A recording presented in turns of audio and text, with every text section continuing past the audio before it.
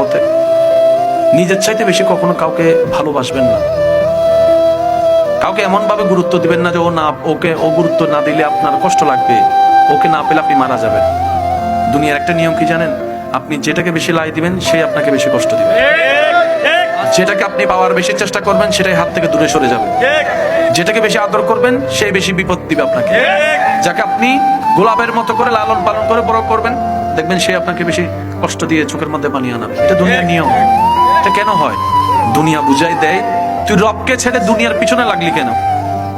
তোকে তো রব বানালো, তুই রবের দিকে না যাবি, তুই সৃষ্টির দিকে কেন গেলি? তুই যে ভালোবাসা খুঁজছিস সেটা রবের কাছে ছাড়া নেই কোথাও সৃষ্টিতে।